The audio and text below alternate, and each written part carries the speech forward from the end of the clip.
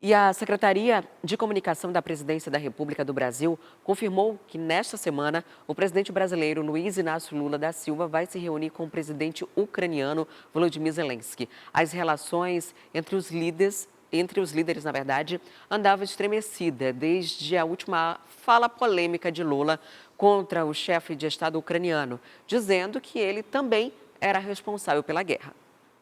O presidente Luiz Inácio Lula da Silva vai se reunir nesta quarta-feira com o colega ucraniano Volodymyr Zelensky em Nova York. A informação foi confirmada pela Secretaria de Comunicação da Presidência da República do Brasil. Segundo a SECOM, o encontro vai acontecer depois da reunião bilateral de Lula com o presidente dos Estados Unidos, Joe Biden, à margem da Assembleia Geral da ONU. As relações entre o brasileiro e o ucraniano azedaram após Lula afirmar em uma entrevista que o colega era tão responsável pela guerra em seu país quanto o presidente russo Vladimir Putin. Lula também se recusou a fornecer munições para a Ucrânia, diferente de outros países ocidentais, e acusou os Estados Unidos de incentivar o conflito ao fornecer armamento e munições àquele país. O Brasil tem buscado se posicionar como mediador na guerra na Ucrânia, sem tomar partido a favor de Kiev ou apoiar a invasão russa. Mas a escolha também permitiu crítica, com Lula acusado por potências ocidentais de ser leniente com Moscou. Lula e Zelensky estiveram perto de marcar um encontro bilateral em maio, durante a cúpula do G7 no Japão, mas ambas as equipes alegaram problemas de agenda. Vamos ver se amanhã esse encontro sai, né? O encontro que foi confirmado pela Secretaria de Comunicação do Governo Federal e é um encontro tanto quanto esperado, se a gente levar em consideração o cenário atual. Agora, né, recentemente, quando o presidente da República Brasileira estava na coordenação, na presidência do G20, além dessa declaração de que a Ucrânia era tão responsável pela guerra quanto a Rússia, também chegou a dizer que se o presidente russo chegasse ao Brasil, ele seria bem-vindo, não seria detido, não seria preso aqui, seria bem recebido. Essa declaração acabou quebrando a postura que até então era de neutralidade, porque a partir do momento que ele chama Putin para visitar o Brasil, ele acaba tomando um partido diante das declarações todas que foram feitas. Porém, logo depois, Lula reconsiderou, disse que isso não é uma questão que ele vai tratar e que é a justiça que é responsável por isso, levando em consideração que existe uma determinação judicial para a prisão de Putin. Porém, também questionou o Brasil fazer parte desse grupo que deveria seguir essa ordem.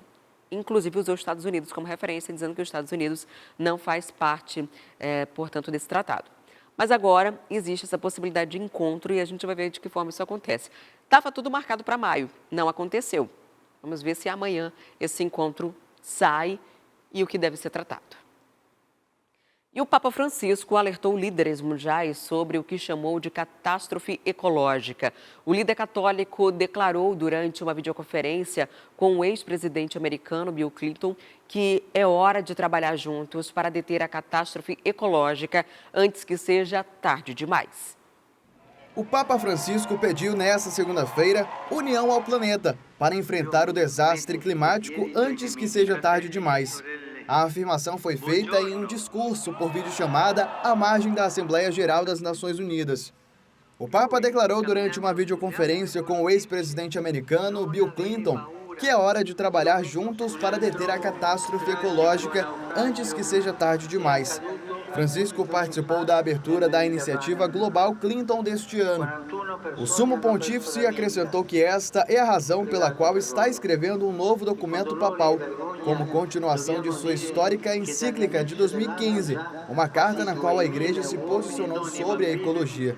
Os comentários do Papa ocorrem no momento em que os observadores do clima preveem que 2023 será o ano mais quente da história da humanidade, com um verão marcado por ondas de calor, secas e incêndios florestais. O Papa fez da crise climática um pilar fundamental de sua liderança, ainda que não esteja claro até que ponto afetou os seguidores politicamente conservadores da Igreja.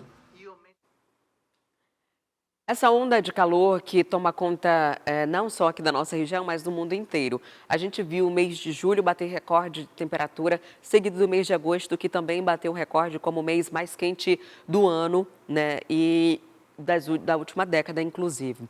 Temperaturas que tendem a ser elevadas. Alguns especialistas alertam, inclusive, que a gente não tem que se preocupar somente com o pico de temperatura, com a temperatura máxima daquele dia, mas também com a falta da diminuição dela à noite. A noite tem sido muito quente e o resultado disso é que a gente não tem tempo suficiente para descansar, para repor as energias, para ser exposto a altas temperaturas novamente. Então, a gente já começa o dia cansado.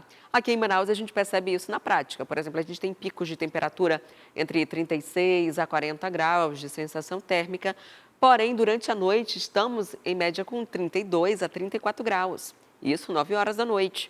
O que fica bem evidente que essa temperatura não baixa depois que ela chega ao pico, né? Ela vem baixar já na madrugada, mas é pouco tempo para se recuperar. Inclusive, lembro a você que nós estamos num período de alerta de temperatura, tá?